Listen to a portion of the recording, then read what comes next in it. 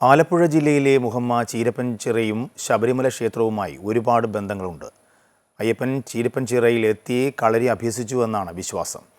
അയ്യപ്പനെ ഇവിടെ കളരി അഭ്യസിച്ച ചീരപ്പൻചിറ കുടുംബത്തിലെ അംഗമായിരുന്നു മാളികപ്പുറത്തമ്മ. അയ്യപ്പനെ ഉപയോഗിച്ചു എന്ന് വിശ്വസിക്കുന്ന വാളും അരക്കച്ചയും ഇന്നും ഈ തറവാട് വീട്ടിൽ ഒരു നിധിയായി സൂക്ഷിക്കുന്നുണ്ട്.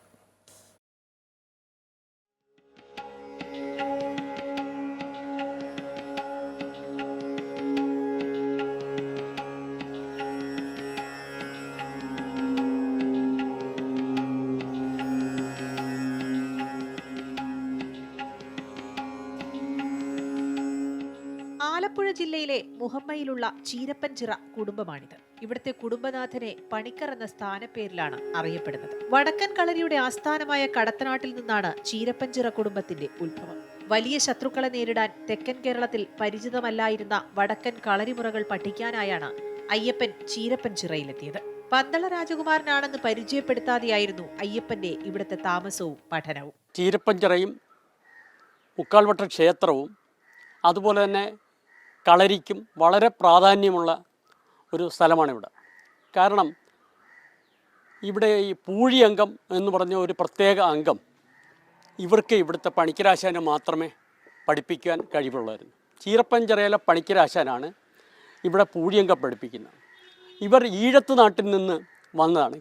ഒന്ന് പറഞ്ഞാൽ ഇവിടുത്തെ പഴമക്കാർ പറയുന്നത് ഉണ്ണിയാർച്ചയുടെ പരമ്പര എന്ന് തന്നെ നമുക്ക് പറയാം. കാരണം പയറ്റ് തെളിഞ്ഞ് ഇത് ഈ പൂഴിയംഗം എന്ന് പറഞ്ഞാൽ ഒരു പ്രത്യേക ഈ പൂടി പടർത്തിയിട്ടുള്ള ഒരു പ്രത്യേക അംഗമാണ്. അപ്പോൾ ആ അംഗം പഠിക്കാനായിട്ട് ഇവിടെ വരുമ്പോൾ ഇവിടെ എരുമേലിയിൽ എന്ന് പറഞ്ഞാൽ പിന്നെ കരിമലക്കോട്ട ഭരിച്ചുകൊണ്ടിരുന്ന ഒരു ഉദയൻ എന്നുള്ള ഒരു കാട്ടുകള്ളൻ രാജാവുണ്ടായിരുന്നു. കാട്ടുകള്ളനായ രാജാവ് അവിടെ നാശം വരുത്തിക്കൊണ്ടിരുന്നപ്പോൾ അയ്യപ്പനെ ഇങ്ങനെ നിഗ്രഹിക്കാൻ പറ്റത്തുള്ളൂ. അപ്പോൾ പന്തളത്തുനിന്ന് പന്തളം രാജകുമാരൻ അയ്യപ്പൻ ഇവിടെ വന്ന് ഈ കളരിയിൽ വന്ന് ചേർന്നു. പക്ഷേ അതിനു മുൻപ് തന്നെ ഉദയനൻ ഈ കളരിയിൽ നിന്ന് വന്ന് അംഗം പഠിച്ചിരുന്നു. പക്ഷേ പൂഴിയംഗം ശരിക്കും ഇവിടുത്തെ ഈ ഇപ്പോൾ പറയുന്ന മാളികപ്പുറത്തമ്മ എന്ന് പറയുന്ന നമ്മൾ ഐതിഹ്യങ്ങളിൽ പറയുന്ന മാളികപ്പുറത്തമ്മയാണ് ഈ പൂഴിയംഗൻ പണിക്കരാശാൻ അയ്യപ്പനെ പഠിപ്പിക്കുവാനായിട്ട് ഏർപ്പെടുത്തിയത്. ഇവിടെ അയ്യപ്പനെ കളരിപ്പയറ്റ് പഠിപ്പിച്ച ചീരപ്പൻചിറ പണിക്കരുടെ മകളാണ് മാളികപ്പുറത്തമ്മ.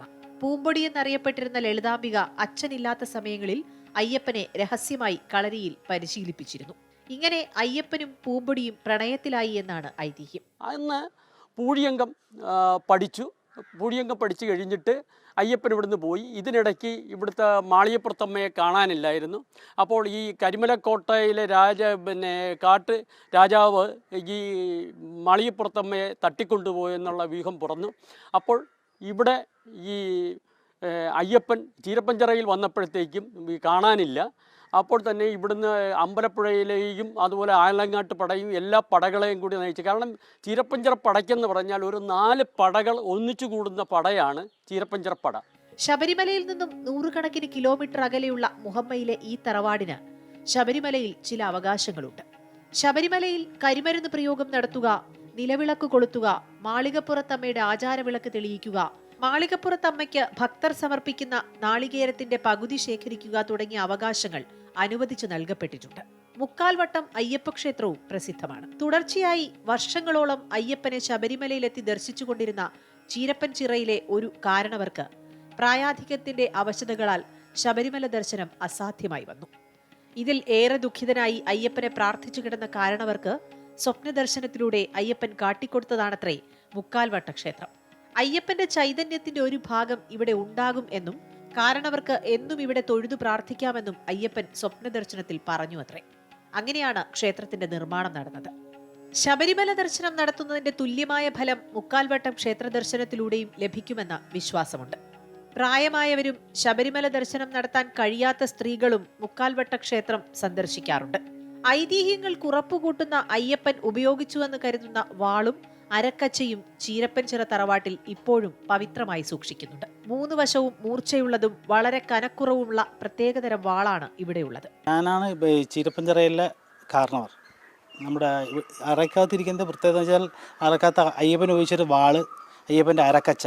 ആ വാളിൻ്റെ പ്രത്യേകത എന്ന് വെച്ച് കഴിഞ്ഞാൽ ആ വാള് നമ്മൾ സാധാരണ ഒരു വാളിനെ ഒരു സൈഡ് മുറിച്ച, ഈ കായംകുളം വാളെന്ന് പറയുമ്പോൾ 2 സൈഡ് മുറിച്ച, ഇത് ചീരപ്പൻചിറയുടെ ഈ വാളെന്ന് പറയുന്നത് 3 സൈഡ് മൂർച്ചയാണ്. അയ്യപ്പൻ പൂഴിയങ്കത്തിന് ഉപയോഗിച്ചിരുന്ന വാളാണ്. അതാണ് ഈ വാളിൻ്റെ പ്രത്യേകത. ഈ പൂഴിയങ്കം എന്ന് പറയുമ്പോൾ നമ്മൾ സാധാരണ പറയുന്നത് വടക്കോട്ടുള്ള പൂഴിയങ്കം ഈ പൊടിവെള്ളങ്ങളുടെ മറയിൽ നിന്ന് യുദ്ധം ചെയ്യുന്നതെന്നാണ്. ചീരപ്പഞ്ചിറയുടെ പൂഴിയങ്കം എന്ന് വെച്ച് കഴിഞ്ഞാൽ വീരാസനത്തിലിരുന്ന് കഴിഞ്ഞ് എയറിലേക്ക് 7 അടിക്ക് മേളിൽ പൊങ്ങി പറന്ന് ഫൈറ്റ് ചെയ്യുന്നത്. അതിനുവേണ്ടി അതാണ് ഈ 3 സൈഡ് മൂർച്ചയുള്ള വാൾ. ഏത് സൈഡിലേക്ക് വെട്ടിയാലും മുറിയണം. പിന്നെ അതിൽ ആ വാളിന് ലൈറ്റ് വെയിറ്റാണ്. അതാണ് ഈ വാളിൻ്റെ പ്രത്യേകത. പിന്നെ ഇരിക്കുന്നത് അയ്യപ്പൻ്റെ അരക്കച്ചയാണ്. 108 കൂട്ടം പച്ച മരുന്നിൻ്റെ ചാറിനകത്തിട്ട് ചെയ്തിരുന്നൊരു വസ്ത്രമാണത്. അതിൻ്റെ നീളം 12 മീറ്ററാണ്. ഈ പണ്ട് യുദ്ധത്തിനൊക്കെ ഇറങ്ങുമ്പോൾ വയറിലിങ്ങനെ വലിച്ച് കെട്ടുന്നതാണത്. അതാണ് ഇവിടെ ഇരിക്കുന്നത്. അത് ഒരു പ്രത്യേകത എന്ന് വെച്ച് കഴിഞ്ഞാൽ അത് വാളുകൊണ്ട് നമ്മുടെ ശരീരം മുറിഞ്ഞു കഴിഞ്ഞാൽ ആ തുണിയുള്ള ഭാഗം ഓട്ടോമാറ്റിക്കായിട്ട് ബ്ലഡ് ക്ലോട്ടാകുകയും ആ മുറിവ് തന്നെത്താൻ മൂടുകയും ചെയ്യുന്നതാണ്. അതാണ് ഇവിടെ ഇതിൻ്റെ രണ്ടിൻ്റെ പ്രത്യേകത. അത് രണ്ടുമാണ് നമ്മളെ അരക്കകത്തിരിക്കുന്നത്. കർശന ചിട്ടവട്ടങ്ങളോടെ മാത്രമാണ് ഈ വാളും അരക്കച്ചയും സൂക്ഷിക്കുന്നതും ദർശനത്തിന് അനുമതി നൽകുന്നതും. പൂഴിയങ്കം പരിശീലിക്കുമ്പോഴും യുദ്ധമുറയായി ഉപയോഗിക്കുമ്പോഴുമാണ് ഈ അപൂർവ വാൾ ഉപയോഗിച്ചിരുന്നത്. 108 കൂട്ടം പച്ചമരുന്നിന്റെ ചാറുകൾ ചേർത്ത് നിർമ്മിച്ച പ്രത്യേക അരക്കച്ചയും ഇവിടെ സൂക്ഷിച്ചിരിക്കുന്നു. 12 മീറ്റർ നീളമുള്ള ഒരു കച്ച യുദ്ധസമയത്തുണ്ടാക്കുന്ന മുറിവുകൾക്ക് ഏറെ ഗുണം ചെയ്യുമെന്നാണ് വിശ്വാസം. 100 കണക്കിന് വിശ്വാസികളാണ് ദിവസേന ചീരപ്പഞ്ചിറ കുടുംബവും ക്ഷേത്രവും സന്ദർശിക്കാൻ ഇവിടെ എത്തുന്നത്. അമൃത ന്യൂസ്, ആലപ്പുഴ.